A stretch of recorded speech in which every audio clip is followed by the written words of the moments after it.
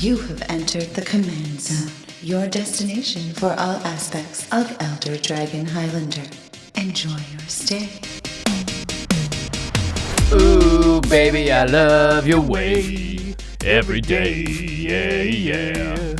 Wanna tell you I love your way every day, yeah, yeah, yeah, yeah, yeah. Big Mountain.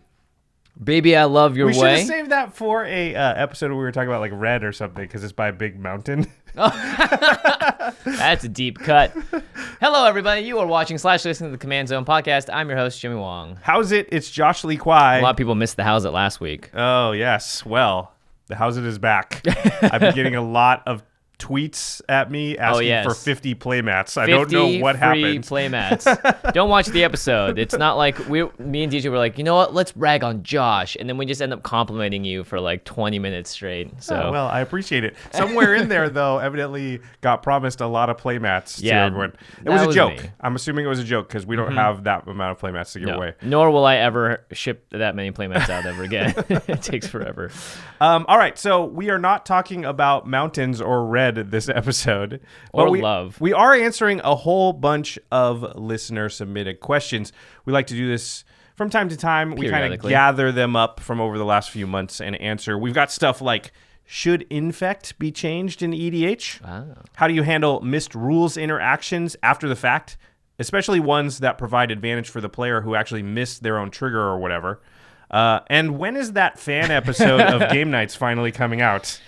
All of this and more in the bulk of the episode. But before we get to it, we got to talk about our sponsors. Heck yeah, that's right. CardKingdom.com/CommandZone. We've had an affiliate link now with Card Kingdom for quite a while, and it's the easiest way to support the show because you're going to be buying cards anyway. All you have to do is when you go to Card Kingdom, just make sure you add the /CommandZone to the URL, and that's it. Same exact site, and you're ordering, and you're basically just using our affiliate link and supporting the show. Yep, getting the cards you want and keeping the lights on at the Command Zone. That's right. Very, very simple. Also, while you're there, you probably want to check out some of the awesome products from Ultra Pro. They have the Eclipse sleeves, which are the best sleeves on the market right now. All of my EDH decks are currently sleeved in Eclipse sleeves. They also have really cool relic tokens. Yes. Talking about bling, you guys spoke of the relic tokens last episode. We did. We put some footage in there. Yeah, there's a lot of different ways to bling out your deck and the play style that you have, and Ultra Pro, great way to do it. Yep, and the final way to support all of our content is if you go to patreon.com/CommandZone. You can contribute to us directly. It really helps out Game Nights, Extra Turns, Command Zone. Also, speaking of that fan episode. Yes. Yeah, it was only available to our patrons to audition to be on the show, so we're going to talk about that a little bit more later. But if you want to be part of our community, actually, I should say, a lot of the questions for this episode we got from our Discord server, which is sort of a private chat server we have where we get to hang out and talk with our community, which is awesome. Yep, that's right. And so we do one thing every episode. We shout out a lucky patron on the show, and you could be that person. But today, that person is Roderick Hutton. Roderick. You rock. Roderick. You rock kick. You rock. I tried to find a pun. Roderick. You know, Roderick, Sir Roderick is a character in Game of Thrones. Yes. I don't think he has the extra E here. I think it might just go Roderick. Oh, okay. So it's like two first names. So you're saying it's not the same person? This Roderick did not inspire the Game of Thrones character? I hope he did. Probably did. That'd be cool. All right. Okay. Let's move on to some listener questions. It's pretty simple. We're going to read them off and then talk about them and agree/disagree/debate. I probably won't be playing devil's advocate today. That was exhausting the last time I did that. So the first one. You're just Jimmy on this episode? Yeah, I'm just Jimmy. Good. I mean, we'll see. When we get to Infect, maybe I'll turn into Craig Advocate. All right. The same as devil's advocate. Yeah, it's a good point. Craig. Yes, is the devil. He is the devil. All right. The first question comes to us from Kyle, all the way out in internet land. Kyle asks, my brother and I got Commander decks for Christmas 2018, and we've been hooked on the format ever since. Now, I've heard you talk about power level on the show before, but my whole play group is new to Commander. What would you say the power level of the Locust God deck that Kyle played on Game Nights is? I built it, but we don't have any frame of reference to compare it to. It's interesting that Kyle is asking about Kyle Hill's deck. Mm-hmm. Maybe it's the same Kyle. Maybe Kyle Hill under a pseudonym is like, what is the power level of my deck? We get asked this form of question often as far as like, we've talked on the show many times about sort of giving your deck a rating on a power scale of 1 to 10. as sort of just a little bit of a barometer when you sit down to try and make sure that decks are on sort of the same power level. Yeah. And people seem to want to be real scientific about being exact about it. And we always say that it's just a guess. You're just trying to get in the ballpark. What you're trying to avoid is that you have a 9 or 10 and you're matched against a 4 or 5. And you think it's the same. Yeah. So an 8 matched against a 5 or 6 is going to happen sometimes. And some people are like, I thought my deck was an 8, but after playing against you, I think my deck's a 6. Yeah. That's fine, though. Those decks were within 2 numerical value of each other. That's enough for a play group and a table to be able to stop some person or the other. So. Yeah, exactly. So anyway, specifically Kyle Hill's Locust God deck, I'd say is in the 8 range. 8 to 9, and Kyle in general builds very powerful commander decks. Even though he claims they're not powerful. I know. I mean, that's the trap. Yeah, every time I play with him, he's doing something incredibly powerful by turn 5 or 6 every time. I would say the if you're like doing powerful stuff by turn 3 or 4, that's when your deck is getting closer to the 8s and 9s. And in Kyle's case, he maybe has like 1 extra turn in between that. So yeah, I'd say it's like probably an 8, maybe a very strong 8. Yeah, between 7.5 and 8.5. How about that? Yeah. So there you go. There's some frame of reference for you, Kyle. Both Kyles. Both Kyles. All right. Question number 2 is, in your To the Rules Committee episode, you did not address an issue I see brought up often in the Commander community. Ah, yes. And that is Infect. I and many others believe the amount of poison counters needed to take out a player should be increased to 20 from 10 currently to go along with the increased life total. What do you think? This is from Brian. I think no. Do you want to expand? No. Here's the thing. We've been asked this question so many times. We've played with Craig a bunch of times. And again, to date, the only time an Infect player has won is because... Where'd you get that mug from? Hold up. Elle made it. My girlfriend made it. She got one of those cricket things. Yeah. And so for Valentine's Day, I got this mug that she made. That's incredible. Yeah, that's pretty cool. So these are not for sale, everybody. Sorry, we can't make that amount of them. Anyway, back to the Infect question. Yeah, we've been asked this question a lot of times. We play with Craig a lot, and to date, we've only ever lost a table-wide game to Infect one time, and it happened to be on game nights, actually. And it wasn't even Craig that did it. It was Josh Kim. It was Josh Kim with an Idris deck, and even that was a nail-biter, right? It was like Exacxes at the very last moment, and if he wasn't able to kill me with Infect that turn, it was all over for him, right? So I think the number one place that the dissent comes from is that being the first player to die to Infect makes you the saltiest about it. And as a result, you're raising the concern when it actually is, I don't know, like you can die to 2-card combos immediately in Commander. Infect requires you to get combat damage in, to do stuff with combat tricks usually. Well, to it can be non-combat, but... It can be, Yeah, but for them, I would say like the best way to actually get someone to Infect is just by hitting them in the face with an Infect creature.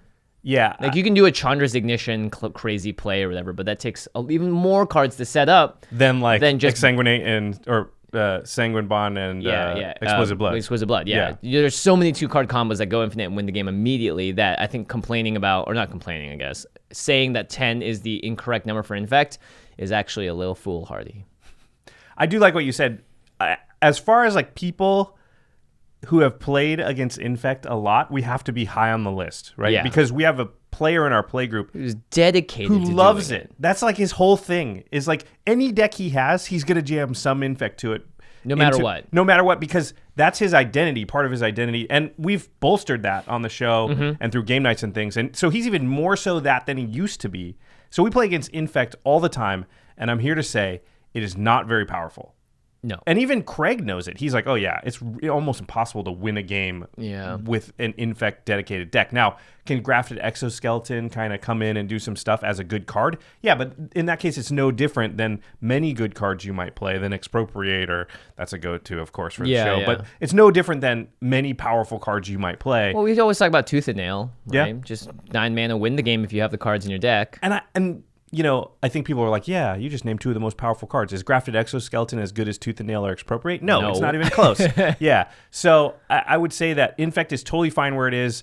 We've only seen really one game ever where an Infect player was able to infect everybody out. Now, will an Infect player sometimes knock one player out? Yeah. A lot. I would say that's the most common scenario is that, and again, and Craig says this too, once you lock onto someone, you have to keep attacking them because you just have to get the Infect counter to 10. It's not like you're playing a I don't know, like a Vial Smasher game where you want everyone to slowly tick down together. Yeah, you lock on one person, take them out, and then hope that you can take the next person, and generally you can't. You usually kill one person and then you die. Yeah, it takes you about 2, maybe 3 turns to get that person to 10 infect, and at that point, you've spent 2 whole turns dedicating your hand and board to one person, and then you turn the other way. Everyone's, I think people just need to know that it's a part of the game in the same way that you play around other things in the game. Sometimes you need to play around Infect. And that if you do have an Infect player at the table, that specific game you're going to play is going to be different than your normal Commander game because of how people are going to get eliminated.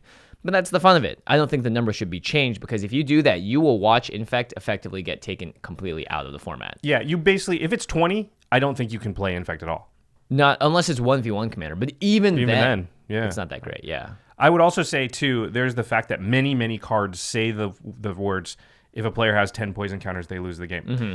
And all of a sudden, in our format, the words on a card will not be true. Yeah, that's true. Right? Are there other cards in our format that aren't true? I mean, there's cards that work differently because we start with different life, but they're still true. Yeah. Like Serra Ascendant still works. Right. Because it's not worded in a way that means like you have to actually look at the card and then be like, nope, that's not how it works. Yeah, should cards like Serra Ascendant and what's Felidar Sovereign, should those get increased to 60 or 80 life? Like, do we need to errata everything because our life total is higher? Yeah, I think you just have to live with the fact that, some cards and some things are going to work a little bit differently. And I would be in a different camp if Infect was very, very powerful. But it's not. Yeah, you never really even see it get played. Again, I know what it means to get salty, and I know why people are angry is because it's an easy way to feel bad about something that happened at the Magic table. But in general, I would say Infect general, when you get infected out, as rare as it happens, when it happens, usually if you look around, you can think of a dozen other cards that if it wasn't the Infect card would also have killed you in that instance. Yeah. Like Triumph of the Hordes, a lot of time an overrun would still kill you.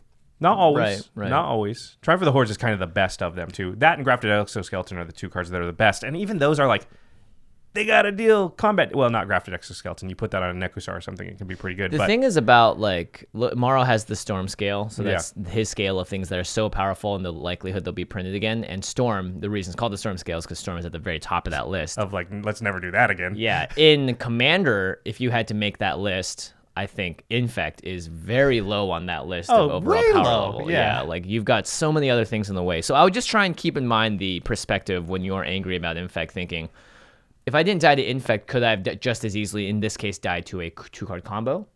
Yeah. And if you can, then maybe it's not as pressing of an issue as you think it is. All right, the next question is from Kieran. It's in...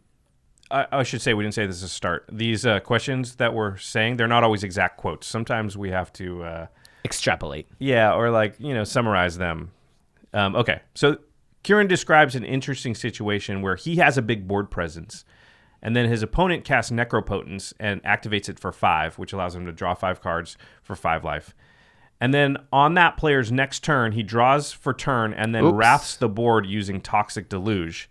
And then at the end step, he goes to use his Necropotence. But then everyone realizes Necropotence means you skip your draw step, so he should not have drawn his card for turn. So Kieran was saying, well, how do you resolve this? His suggestion at the moment was that player should not be able to activate their Necropotence for that turn, since he didn't get the downside of the card, he shouldn't get the upside. What do we think? This is an interesting question, I thought, just from a general perspective of how do you deal with missed rules interactions, after the fact? That player should probably concede the game on the spot. It's interesting. I actually like Curran's suggestion here, right? Which is the downside of Necropotence is that cards you discard go to exile immediately. And you don't get a draw step. So, but the upside is huge. Right. That's the only difference. So if you get both in a turn, I think that's unfair. And it's also was the Toxic Deluge the card he drew? There's no way to know. There's no way to know. I mean, if it was you and you said, I swear it wasn't what I drew, right. I'd probably be like, okay, that's fine. Pay the 1 life for the card you got. Pay the 1 life, and then, yeah. But, so I think, if I don't know the person very well, then I can see Kieran's perspective where it's like, I have no idea. That could be the card that basically wiped the board. Yeah, and I think in this case, when you play a card as powerful as Necropotence, it's definitely on you, the player, to know how it works. But it's also, part of it's also on the board to make sure it doesn't happen. But if you think about this, the part of each turn that goes pretty much the most unnoticed, it's untap, upkeep, draw. Unless there are tons of upkeep triggers. People just sort of go right through it, draw their card for turn. It's very hard to be like, whoa, hold on. So if you know for a fact, I like what you said, if you know for a fact it's not Toxic Deluge that the player drew, then make them pay the life for the card, unless they played it that turn, in which case I think Curran's strategy is correct. I think Curran's thing would be his suggestion of like, okay, listen, board gets wiped, everything still happens, but let's just have you not activate Necropotence this turn. Yeah, that's fine. That seems pretty fair. Like, listen, you didn't get the downside of the card, so you shouldn't get the upside. Yeah. And if I was that player, like I missed it, I messed up, and it's like it's not even that big of a slap on the wrist, basically, right? It's like, that seems pretty fair. Drew 5 the turn before, still have cards in hand, still playing Magic.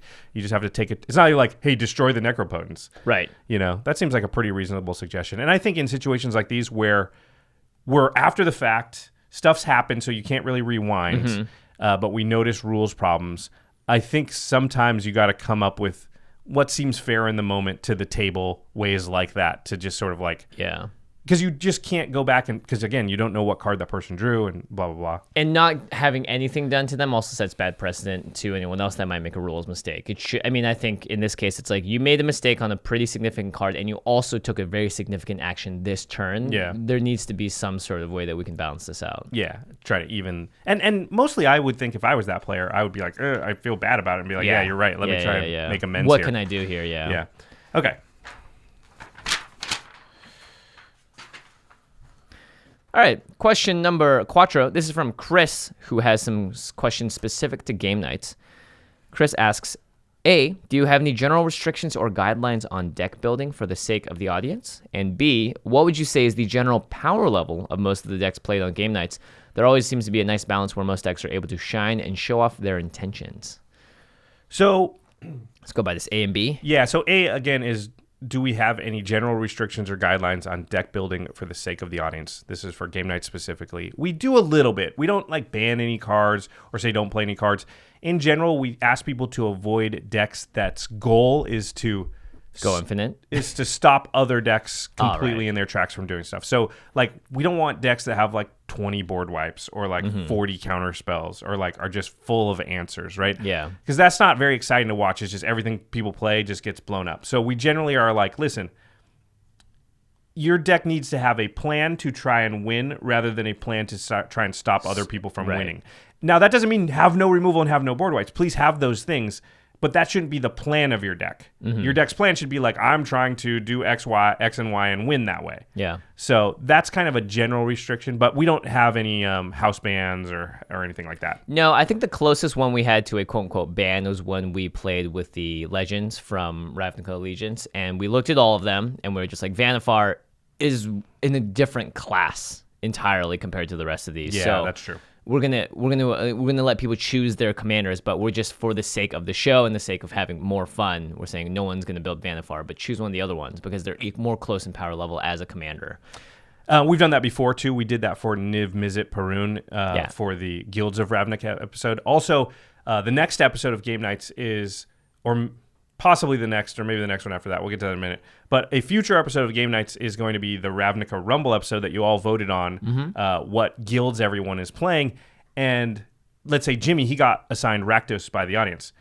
We said, okay, let's not have Jimmy play Judith. Because it's already been played. That deck just got played in the last episode. Yeah. Not that we can never have a deck played that's been played before, but definitely we don't want 2 episodes in a row that are featuring some of the same commanders. So there are those sort of restrictions we have to think about as well. But as far as like, hey, no one play Mana Crypt, or hey, no one play Expropriate, we just don't really do things like that. Yeah, I mean, look at Cassius when he comes on the show. Oh, yeah. He just goes off, and we're like, cool, this is fun, this is exciting. And I think his turn 3 Ugin to a lot of players is like one of the most iconic parts of game night. So we don't want to get rid of that part of the show. Also, I had a nightmare last night that I checked the voting website, and Boros was my #1 voted guild. Like you I actually looked at it, and we both had Boros. And I was just like, wait, what? What did I do wrong? What did I do to everyone that they hate me? Why do I have to play Rakdos? Your nightmare is my reality. Yeah, I know. All right, power level of most of the decks on game nights. I would say probably between 7 and 8. Yeah, I'd say 7. Yeah. Every once in a while, I think for these like guild themed episodes of decks, they're like a little bit below a 7. Sometimes it just depends on the card, on the pool too, right? Like when we do the Ravnica Allegiance one, we're sort of relegated to whatever legendaries were in Ravnica Allegiance, and that kind of determines the power level. Yeah. Again, that's why Vanifar, who, if built correctly, is at 9 or 10, had to be taken out, because the other legendary options we had available couldn't even reach 9 or 10 if you built it as powerful as you possibly could think of, right? Yeah, I mean, you could probably get there with just cards that like mana vaults, mana crypts, ramps, and all Even that then, stuff. I But mean, even it's- then, yeah. you're actually not using the commander as the power part of it. You're finding something else in those colors that can win you the game. Yeah, but I think 7 to 7.5 is probably normal. Some of our early episodes when we were playing, Those could get into the 8s and Eights, 9s. yeah, I would say the decks doubt that we've ever had a Kessler 9. played is like an 8, Yeah. 8.5. all right. Question number 5. Jason emailed us asking about the Judith deck, speaking of, from the last game nights.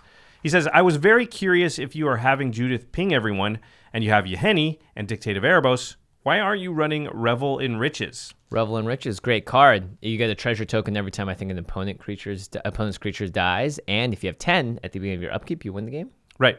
So the question was, if Judith is going to be doing her thing with Dictate of Erebos specifically, that makes opponents sacrifice creatures when you lose your creatures, and you're going to try and sacrifice your own creatures to make that happen.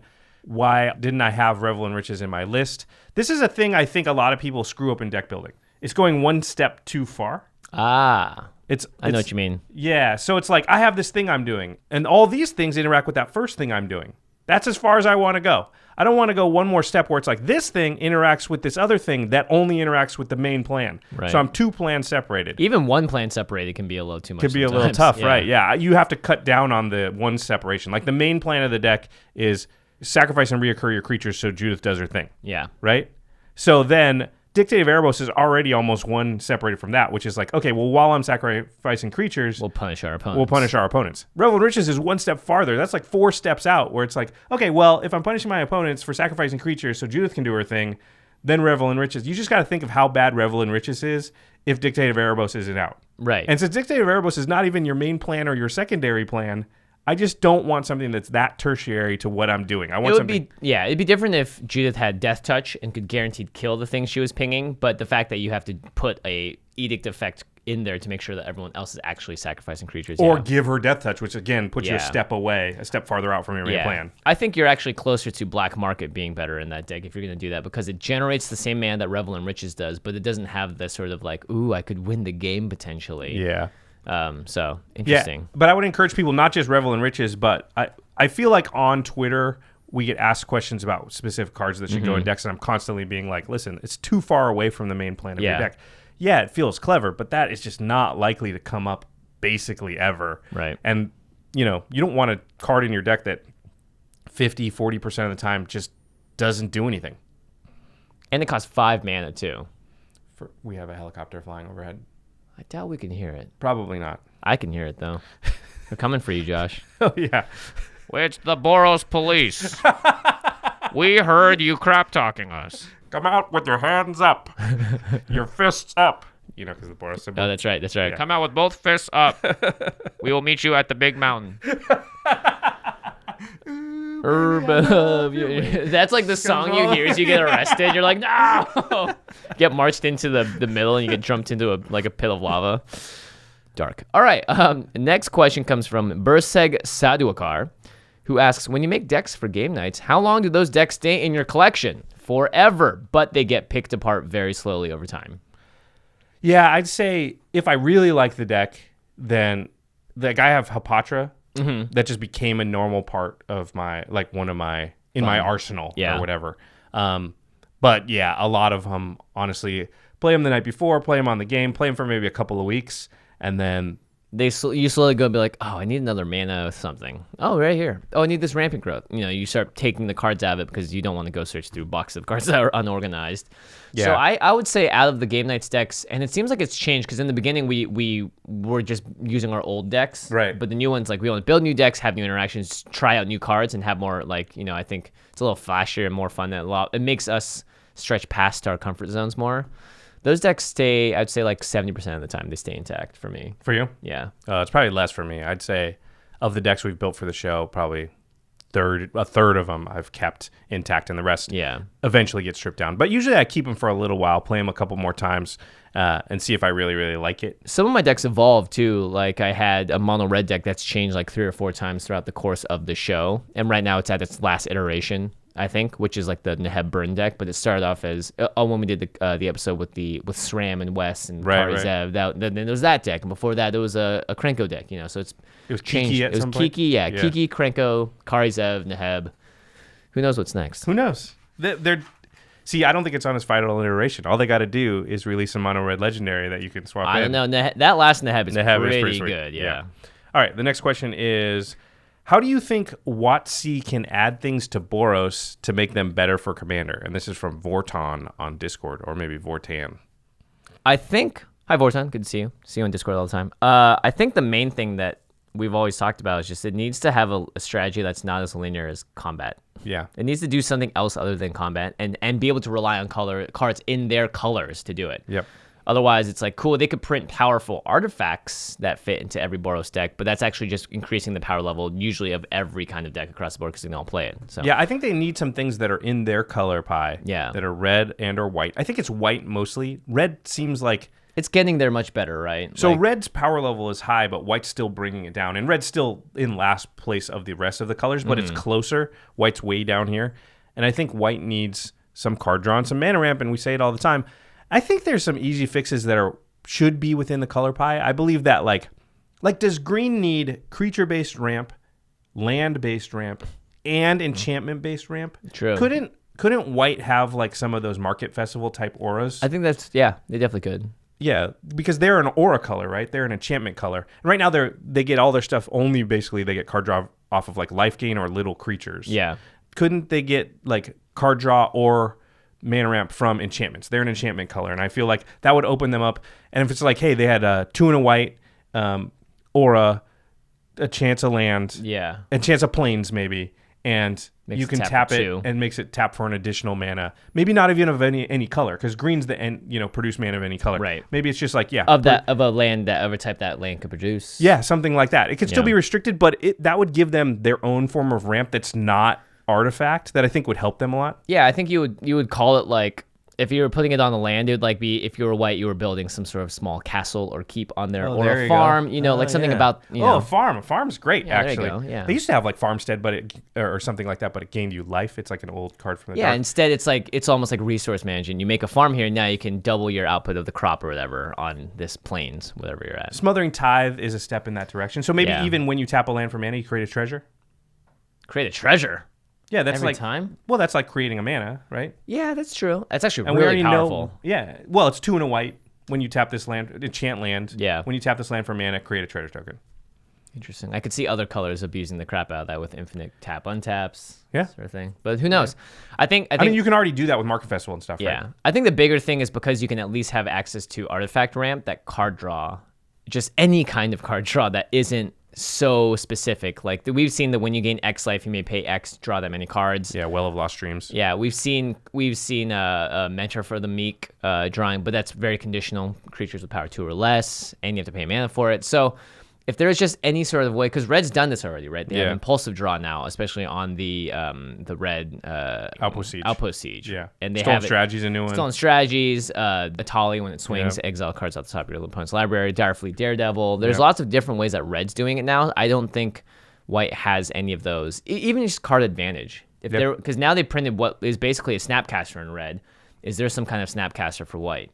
Yeah. Small things like that. I do agree that's the biggest thing when you're playing mono white or Boros is in no other deck am I ever on like turn 8, 9, 10 without lots of cards in my hand. Mm-hmm. But every time it feels like no matter how I build Boros, I'm at like 2, 3 cards.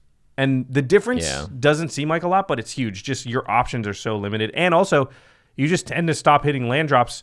If you're fine up through 8, but then on 9, 10, 11, 12, the other decks hit their land drops and you only hit half of those, you're in a pretty disadvantageous position. They've just got a lot more mana than you now. They play a 5-drop and a 6-drop, and you can play a 6-drop with 3 mana open. Yeah, it's a big difference. Great. Yeah. So, yeah. Okay, thank you, Vorton, for asking that on Discord. The next question also comes from Discord from Sun's Champion. I believe that's a reference to Elspeth. Sun's Champion asks, what kind of products/cards do you want to see from WotC for 2019? What would you like to see specifically for Commander 2019? And what do you think the format really needs right now? I want to see more conspiracy from WotC in 2019. That'd be sweet. I know that I don't know actually the actual business statistics and numbers, but I know that Battlebond came out during a time that was extremely busy. I know Conspiracy 2, I think, even underperformed a little bit. I think Battlebond did well, but Conspiracy 2, I think, underperformed a little bit. Yeah. I would love to... it'd be great to even mobilize the Commander community to embrace these multiplayer products more, because I think that's in the same like interest realm of what we'd like to do. So I would love to see more stuff like that, but more strategically released and not just in the middle bunched up with 80 other things at the same time. Yeah, I'd like to see more partner commanders.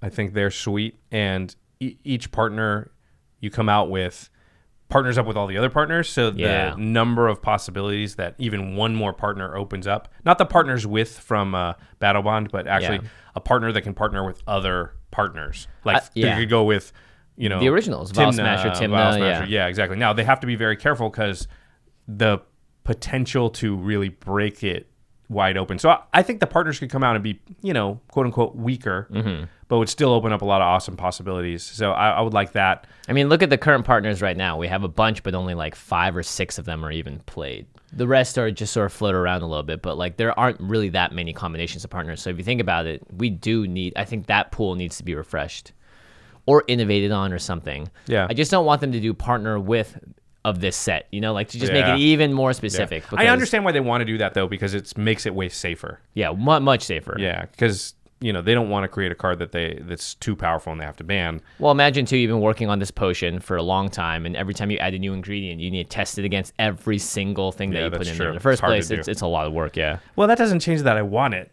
Oh, but maybe we're not going to get it. I agree. There's a lot of hurdles. I get it. Yeah, so that's what I'd like to see. What do you think the format really needs right now? To make Infect at 20. Clearly.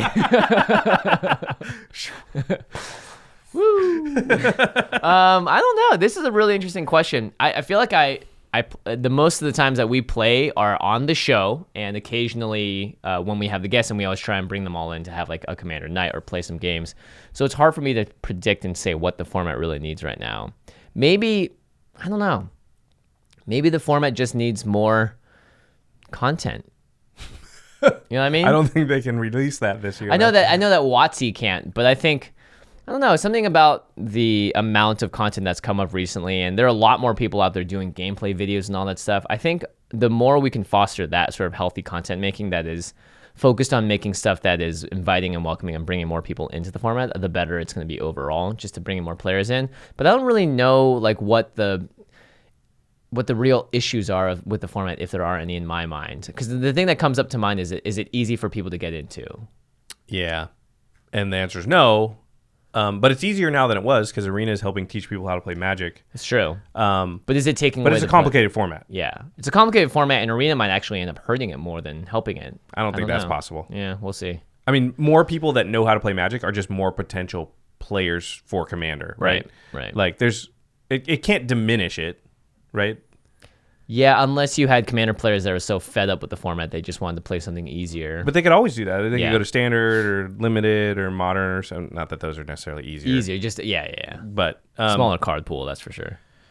Yeah, I don't know what the format needs right now. It's in a pretty great place. I would go back to the previous question and say that, you know, I think the best thing Wizards could be doing for the format is trying to balance the colors so they're all viable. And right now, white for sure feels like it's just not in a great place. It doesn't have the same chance as all the rest of the colors. Mm-hmm. And red is slightly behind. All the rest seem fine.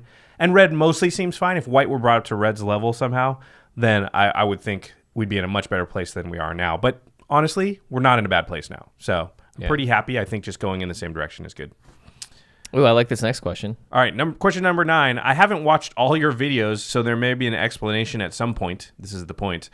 But why do you have salt and sriracha in the background behind you? And this is from Stevie, or maybe Stevie. Stevie, if you look around the set, there are all sorts of Easter eggs that we like to hide. Oh yeah, there's tons of them. Let's just bring some of them out here. Okay.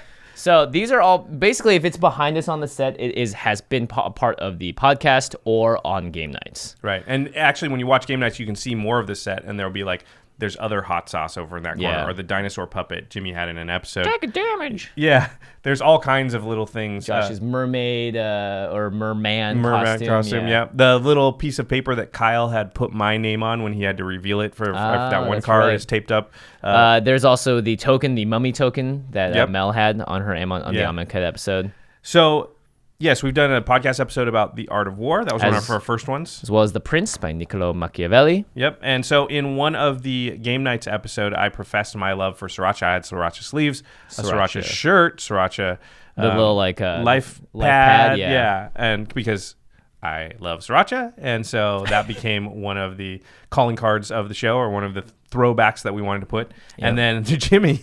I don't, I was worried about copyright, so that's why you taped up the Morton part of the salt. But at this point, they don't care. It's free advertising. I got very salty in an episode with Josh, Kim, and Cassius, right? Yep. And at the end of the episode, I am seen pouring Morton salt directly into a mug and talking about being salty, and then trying to take a big sip of it. If you're not aware, being salty is Magic sort of jargon. It's parlance for being on tilt, which is parlance for being frustrated or sort of starting to get angry about how the game's going. When you start to Almost let your irrationally emotions angry. make you start making bad decisions too, is kind of implied. Yeah, so like if I got salty, it means I was complaining or angry or upset because I was affected by the game, pretty much. You've all had it happen where like somebody board wipes or something. Somebody's, you just do something sweet, or you're about to do something sweet, and someone's like, "Nope, get rid of that thing." Yeah, and it happens a lot in game nights too. You'll go back and see when our faces just turn like.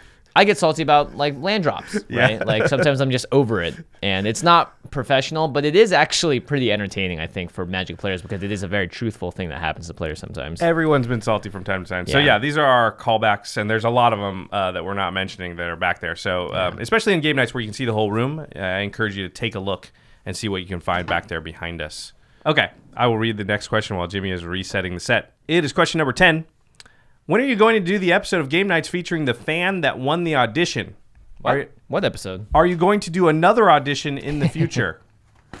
You want to take part one? And yes.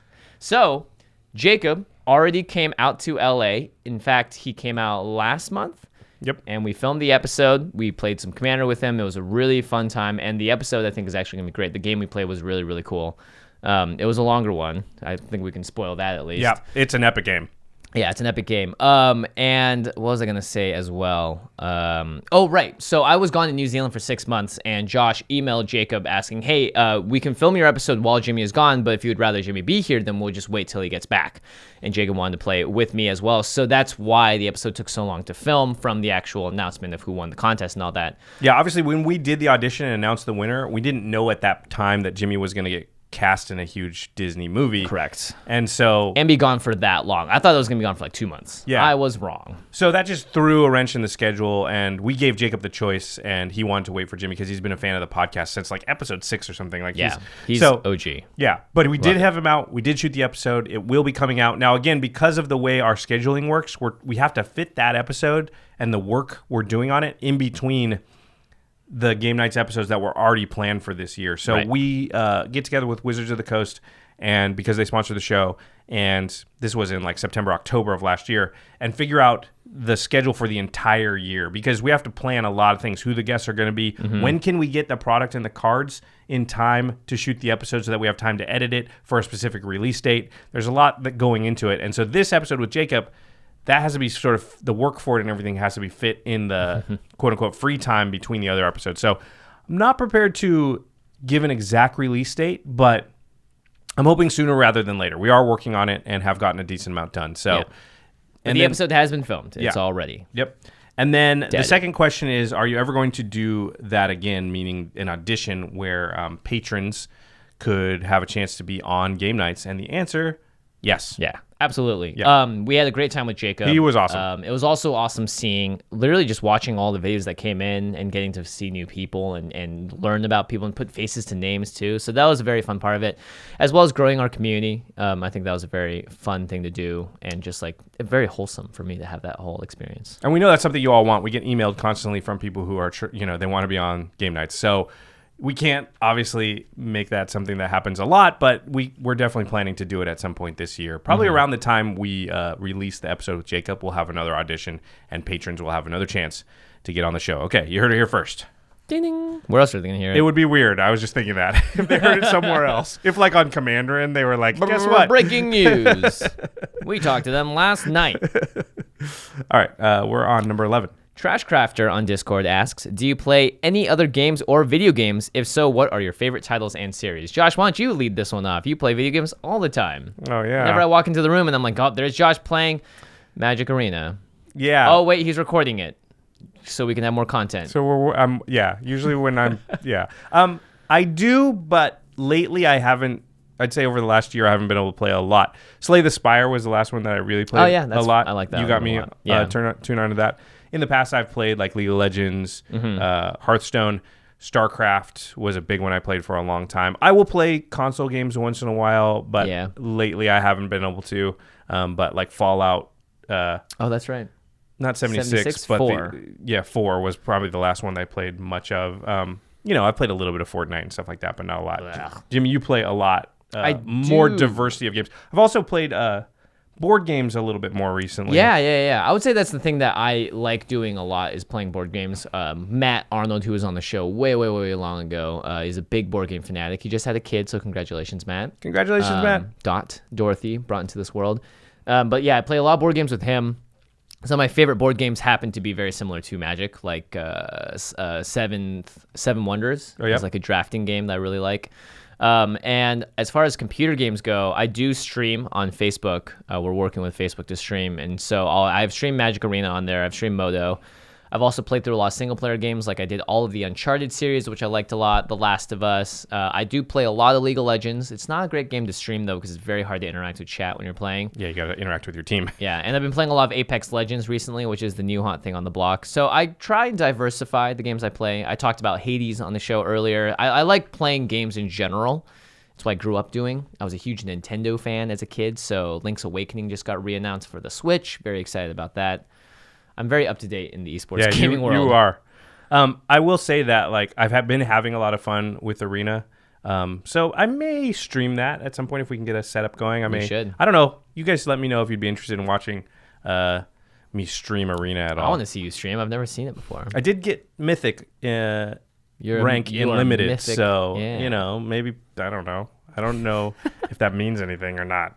You should watch Ben Stark if you're trying to watch Magic, draft. Yeah, there's to get a lot good. of really good drafters So out there. that's why I would never stream. I'm always like, Owen, why is anyone going to watch me when they Kenji, can watch, all those people? Caleb. These are all people that are very good at the game that you can watch. You're watching Josh for the fact that you like Josh. Because I'm going to have a Sriracha bottle in the background. That's why while I'm playing. assuming. So I assume people watch me. I'm not great at the game, but it's the entertainment value.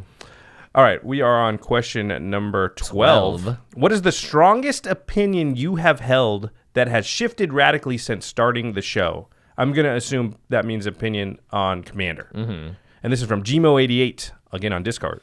My opinion that I thought equipment was great and good back in the day because I got hit by swords. Right. And when you get hit by a sword, you're like, oh my goodness. That could go on any creature? That's incredible. The equip cost is only 3, So I think that was one of the things that shifted a lot for me is recognizing the overall value of why artifacts that don't do anything when they enter the battlefield can be really dangerous.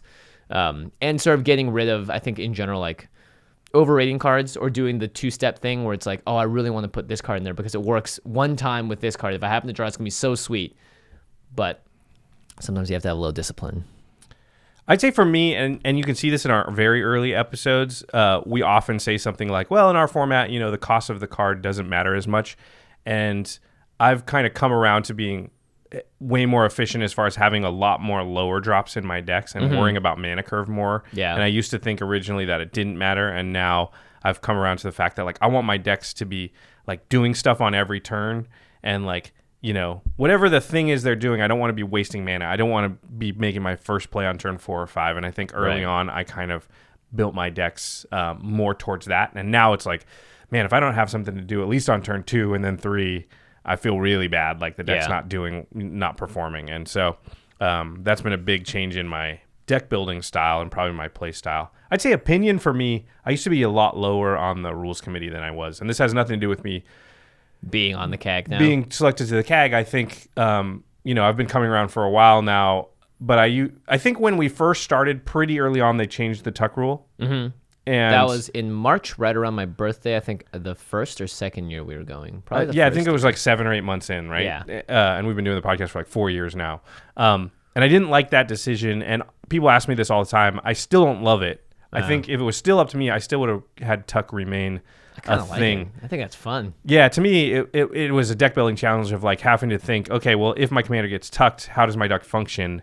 Do I have to have a sacrifice outlet like High Market in my deck to make sure this doesn't happen? Yeah, and it was an answer to problematic commanders that are really hard to deal with because they can just come back and they're cheap. Yeah. But at the same time, I understand why they changed it, and I'm not up in arms that they did, right? I'm like, if it was like, how upset are you about the change 1 to 10? It's like a 2. I'm not super upset, but I'm not like stoked about it. Anyway, that happened, and at the time, I didn't like it, and I think I was pretty negative about the rules committee for a while, and it was kind of the reverberations of being upset about that one thing.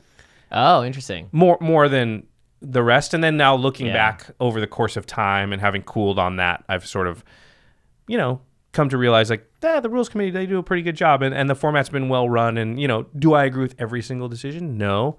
But in general, have they done a good job? Yeah. Yeah, they have. Except for their website. Will someone please, will someone update that thing? It is like, was it made for geocities.com? Like what? It probably was though. I mean, right. Yeah. I mean, I assume the website was made like maybe a year or two after the formation of Commander, which means it took place like in the early 2000s or something. I don't know. The internet was still young in those days too. Like, it just feels like it hasn't progressed at all since Either then. way, someone please fix that website. Because right now when you look up Commander Banlist, it's like not even the top list. There's a wizard site that's sometimes out of date. We just need It's very often out of date, yeah. We just gotta find something that works, please. All right, you heard it here, Sheldon. Please fix your website or update it. It's not that it's broken. It's not broken. It's just ugly. And ask someone about SEO so that we can make sure that when someone looks up Commander rules that you get to the top. Because right now Wizards has a better SEO than you, which makes sense because someone's at least job have to do them that. have the right list then, because the Wizards list that pops up at the top is not actually right. Yeah. Or it's often not right. Okay. That was from Gmo88 on Discord, by the way. So thank you, Gmo. All right, question 13. Unlucky question 13. You've talked about conceding to deny advantages being scummy, and I agree that it is, but what about causing yourself to lose within the rules of the game to prevent some effect from resolving? So we talked about this before, being like someone's about to go off, they need to do something, and they're pointing it at you, and as you're like, what, I'm going to concede the game so that your triggers fizzle, your card doesn't work, and it gives them a disadvantage, and you're basically slowing them down or stopping them. And we've said that's kind of scummy to do that. To use concession as a game advantage. The game advantage, right? And we've advocated for sort of house rules that say you can only concede at sorcery speed. At sorcery speed, on your turn. Austin here is asking, what if you did something like, let's say you're at 2 life and an Ancient Tomb. You could tap the Ancient Tomb to kill yourself. I think that is 100% okay. Yep. It's within the confines of the game. You're doing something that's completely illegal, and you're not breaking any rules to do so. Yep, I totally agree. I think as long as you're using the cards and the game rules, in a way that is totally legal, if you've got door to nothingness? Yeah, door to nothingness. And you want to point it at your own face in order to deny, I don't know whatever, something else. I don't know why you wouldn't point it at like the person doing it. Yeah. But it's a bad example maybe, but I'm just saying like, let's say they were swinging at you for, 100 lifelink. And if they gain 100 life, they're going to be prohibitive favorites to win the game. Right. But you have an Ancient Tomb and you're at 2. I think you're totally fine to be like, yep, I'm going to use my Ancient Tomb. I'm going to die. That's something they could see, or at least like you're using game mechanics. Or if you had a Lightning Bolt in hand and you're like, I Lightning Bolt myself, I think that's totally fine. Either way, as long as you're not breaking the rules, I think that's fun and a great way to get around the situation. Yep. Okay, question number 14. I wanted to see if you guys had need of an editor. I was part of the broadcast team when I was in high school, and I've done a few bits of editing work in my own YouTube channel, which I'm proud of. I'm 26. I live in Illinois. And I'd love the chance to work with you guys if you needed or wanted help. There's a very specific reason that I put this question in here. Oh, that's from Preston, by the way. Thank you, Preston, from Illinois. Illinois, sorry. He bring the Illinois. Did I say Illinois? You did. It's because I was reading it. There's The no S is just there. There's no E at the end. It's just, it should be Illinois, if anything. All right. Well, my bad. Great question, though. So, yes, we are looking for another person to help out here at the Command Zone. So this was a good excuse to bring it up. If any of you out there are interested in creating content for a living, working on Magic the Gathering stuff, we're looking for people with either editing experience or preferably motion graphics experience. Or both. Both would be the best. And here's the thing, though. You probably have to either be in Los Angeles or willing to relocate to Los Angeles. The work that we do, it's pretty hands-on with Jimmy and I. We need the person to be like physically present. Yeah, it's just too tough. We've tried to work remotely, and for a lot of the stuff, it's just hard to get on the same page, the same wavelength. It slows you down for notes and all that stuff, too. It Yeah. just, it ends up not being worth the hassle. And it's also going to be a person that presumably, we're going to be training and investing a lot of time in to give the skills necessary, because game nights specifically is the type of thing that the only people I know that could actually edit it without any additional training are pros. They work on The Bachelor or The Kardashian Show or on movie trailers or, stuff like that. So if you are somebody who is interested, email is going to be the best way to throw your hat in the ring. Send your resume, send a reel if you've got it, and we're going to begin. We'll probably already have begun looking for that person, but if not, this is the first time you're hearing about it, and we need a little bit of help. Yeah, the big thing is when you send the email, this is your submission for a job. So I've seen some stuff come in that's in all lowercase, typos everywhere. We're looking for someone to join the team and edit stuff that is extremely hard to do and be trained to do so. So sending in a reel, let us know where you're educated, if you have training at all, who you've worked with, what you've done, all that stuff that you think is pertinent, and keep it nice, short, and concise. commandzonecast@gmail.com. All right. I like what you said about it's funny because every good editor I know is a perfectionist. Every single one.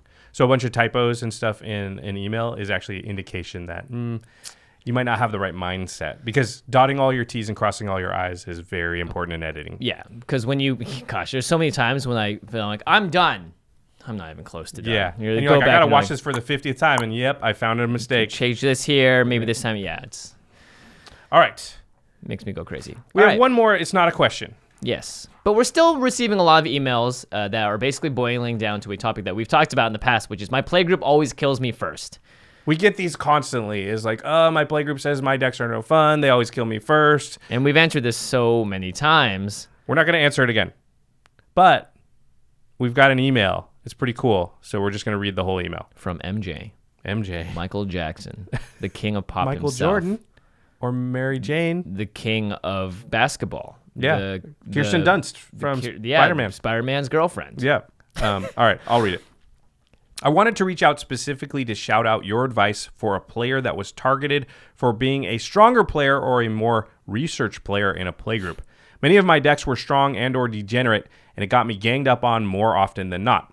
After hearing your politics advice, I decided to first make a group hug deck only dedicated to being fun and making the game crazy. Then I did go for the non-optimal plays and the more interesting fun or funny plays. Doing this had me lose many games due to the threat I used to be. Proving that the decks were not threatening was the part that took the longest. I will report that I am not even close to the most targeted player in my playgroup anymore, and now I can get some cheeky wins because of this new playstyle. Words of wisdom for some spiky players: if you win a lot and are now being targeted, there is hope. It took many games, but it was well worth it, and I can even break out some degenerate decks now occasionally. Thanks, guys. MJ. That's a great little anecdote there. And it's one of the many ways that you can get your playgroup to stop targeting you. Now, obviously, this required him to make a new deck and to have a consistent enough playgroup that you can play a lot of games with it. But when he said cheeky wins, that made me very happy, because that is one of my favorite ways to win the game, to do so in a very cheeky, interesting way, where it's like, haha, you thought you were safe until I did this. I lulled you into a false sense of security. So this is great. This is obviously proof in the pudding that you can become the least threatening person at the playgroup. It just actually requires work from you. It's not something that happens overnight. And especially it's not going to happen if you've left a bad taste in other people's mouth. Quickly, at least. All right. To the listeners, we'd like you to answer some of the questions we answered here today. What do you think about the questions asked? What would your answers be? Do you think Infect should be changed in EDH? What are you hoping WotC will do with the Commander-focused products this year? What do you think about players using their own cards and effects to knock themselves out of the game to deny another player advantage? We'd like to hear in the response in the comments, tweet at us, email, whatever. It's always awesome to go through and see what the Brain Trust thinks. Whatever you want to do. Do whatever you want to do. But well, one thing you really should do and should want to do is go to cardkingdom.com/commandzone because you're going to order cards for your Magic deck. Maybe you're being targeted by your playgroup and you need to build a crazy, wacky group hug deck that's fun or funny. Or you need to lean in and just make your deck even harder to kill. Either way, you need cards to do that.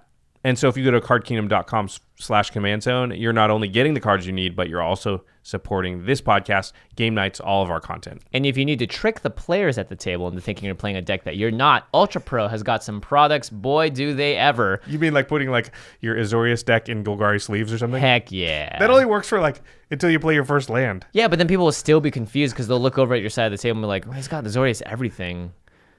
Whatever. Maybe he's not a threat. So, Ultra Pro products, also sponsor of the show. Make sure to pick some up the next time you're looking to bling out or make your decks look cooler and outfitted. For sure.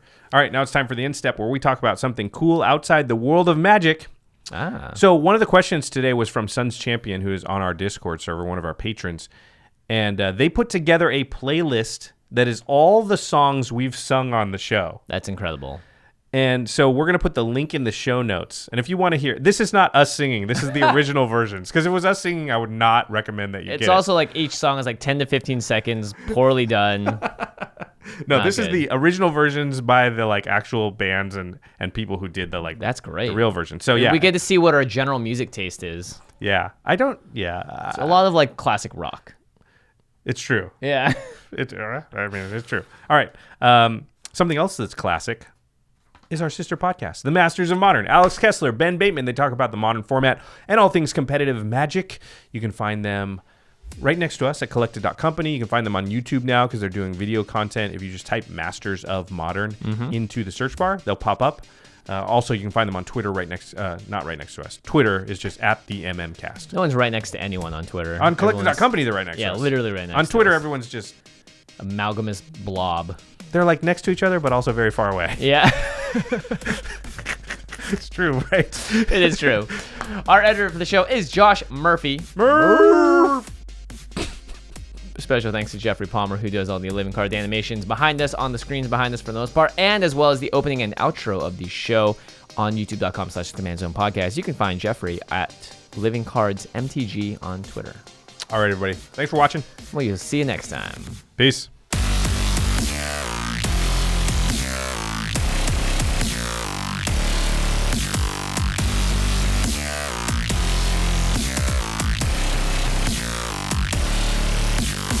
Thank you for your attention. For further inquiries, send an email to commandcast@rocketjump.com or ask us on Twitter at JFWong and at Josh Lee Kwai. See you later, alligator. Greetings, humans.